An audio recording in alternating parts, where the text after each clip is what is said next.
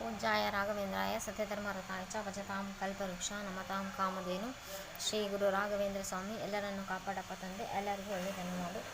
ಸರ್ವೇ ಜನ ಸುಖಿನೋ ಭವಂತು.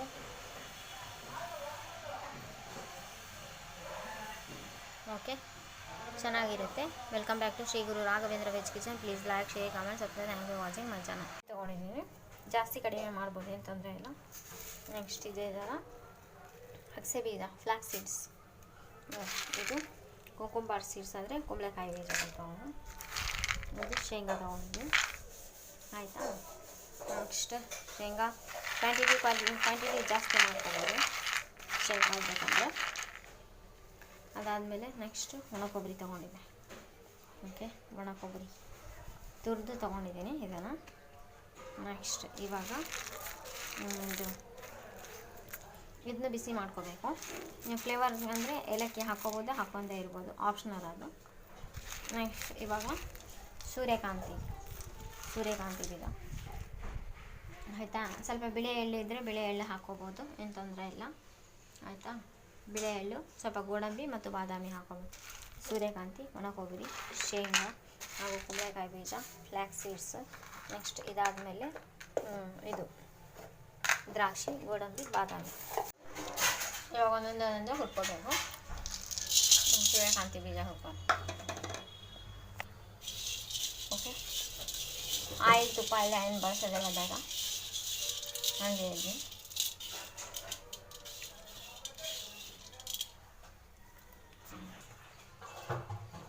ಯಾವುದೇ ಎಣ್ಣೆ ತುಪ್ಪ ಎಲ್ಲ ಬೇಡ, ಹಾಗೆ ಹುರ್ಕೊಂಡು.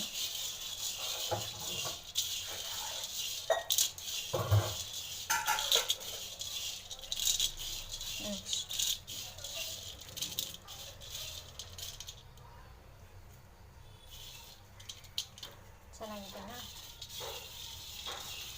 ಹುರ್ಕೊಂಡು ಎಲ್ಲ ಪದಾರ್ಥನ ಹುರ್ಕೋಬೇಕು. ಈಗ ಬೀಜ ಹುರ್ಕೊಂಡು,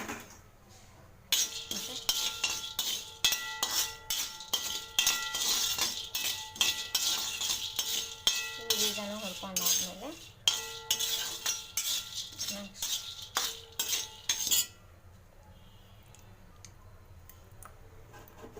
ಹುರ್ಕೊಂಡಾಯ್ತಾ.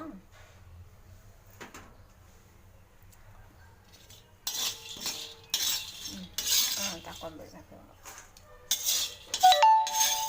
ತಗೊಂಡು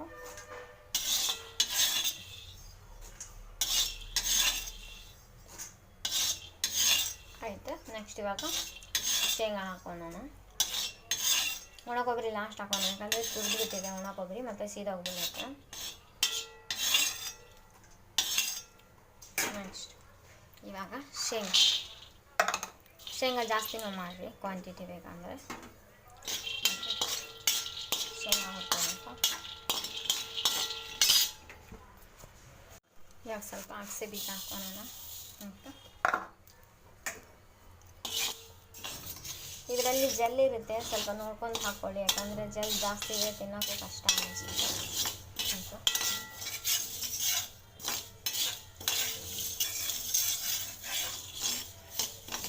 ಸ್ವಲ್ಪ ಬಿಸಿ ಆಗಿ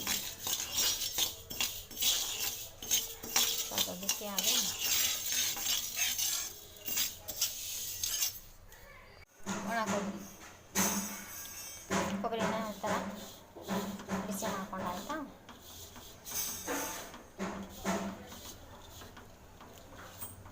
ಸಾಕಿಷ್ಟೇ, ಸೀದೋಗ್ಬಿಡುತ್ತೆ. ಓಕೆ, ಬೆಲ್ಲದ ಪಾಕ ಕಾಸಿ, ಬೆಲ್ಲದ ಪಾಕನಾಗ ಇದು ಹಾಕಬೇಕು. ಓಕೆ,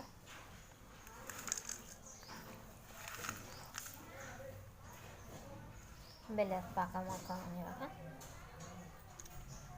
ಹಾಗಿಟ್ಟು ಬೆಲ್ಲದ ಪಾಕ ಕಾಸ್ಕೊಬೇಕು. ಬೆಲ್ಲದ ಪಾಕ ಕಾಸ್ಕೊಂಡು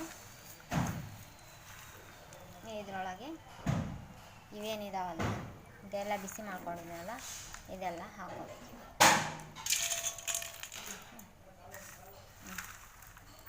ಎಲ್ಲದ ಹಾಕ್ಕೊಂಡ್ಬಿಡ್ತೀನಿ ನಾನು.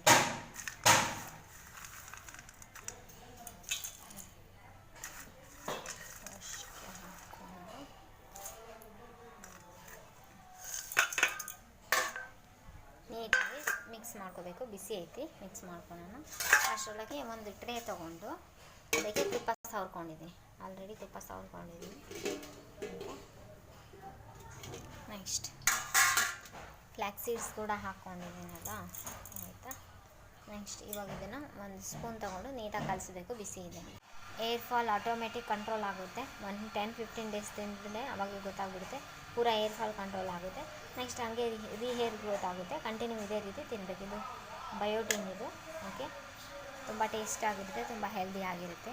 ಚಿಕ್ಕ ಮಕ್ಕಳಿಂದ ಹಿಡಿದು ದೊಡ್ಡವ್ರವರೆಗೂ ಎಷ್ಟೇ ಏಜ್ಡ್ ಪರ್ಸನ್ ಇದ್ದರೂ ಕೂಡ ತುಂಬ ಹೆಲ್ತಿಗೆ ಒಳ್ಳೆಯದು. ಯಾಕಂದರೆ ಇದರಲ್ಲಿ ಒಣ ಕೊಬ್ಬರಿ ಹಾಕಿದೆ, ನೆಕ್ಸ್ಟ್ ಶೇಂಗಾ ಎಲ್ಲ ಹಾಕಿರೋದ್ರಿಂದ ಹೆಲ್ತ್ಗೆ ತುಂಬ ಒಳ್ಳೆಯದು. ಒಮ್ಮೆ ಮನೆಯಲ್ಲೇ ಟ್ರೈ ಮಾಡಿ ನೋಡಿ, ಹಾಗೆ ಕಮೆಂಟ್ ಹಾಕಿ.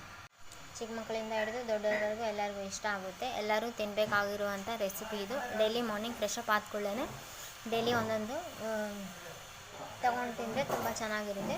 ಹಾಗೆ ಹೇರ್ ಫಾಲ್ ಅಂತೂ ಒಂದು 10-15 ಡೇಸ್ ತಿಂದುಬಿಟ್ರೆ ಫುಲ್ ಏರ್ ಫಾಲೇ ಕಂಟ್ರೋಲ್ ಆಗಿಬಿಡುತ್ತೆ. ನೆಕ್ಸ್ಟ್ ಅದಾದಮೇಲೆ ಮತ್ತೆ ಹೇರ್ ಗ್ರೋತ್ ಆಗೋಕ್ಕೆ ಹಂಗೆ ಕಂಟಿನ್ಯೂ ತಿಂತಾನೇ ಇದ್ದರೆ ಹೇರ್ ಗ್ರೋತ್ ಆಗುತ್ತೆ. Please like, share, comment, subscribe. Thanks for watching my channel. ಚಿಕ್ಕ ಮಕ್ಕಳು ತುಂಬ ಇಷ್ಟಪಟ್ಟು ತಿಂತಾರೆ, ಯಾಕಂದರೆ ಇದರಲ್ಲಿ ಎಲ್ಲ ಡ್ರೈ ಫ್ರೂಟ್ಸ್ ಎಲ್ಲ ಹಾಕಿದೆ. ಬಾದಾಮಿ, ಗೋಡಂಬಿ, ದ್ರಾಕ್ಷಿ, ಆಮೇಲೆ ಇದು ಕುಂಬಳಕಾಯಿ ಬೀಜ, ಆಮೇಲೆ ಸೂರ್ಯಕಾಂತಿ ಬೀಜ ಹಾಕಿದೆ. ನೆಕ್ಸ್ಟ್ ಇದು ಏನಂತಾರಲ್ಲ ಒಣ ಕೊಬ್ಬರಿ, ಅದು ಆರ್ ವಿ ಏನು ಹಾಕಿಲ್ಲ, ಫ್ಲ್ಯಾಕ್ಸ್ ಸೀಡ್ಸ್ ಹಾಕಿದ್ದೀನಿ.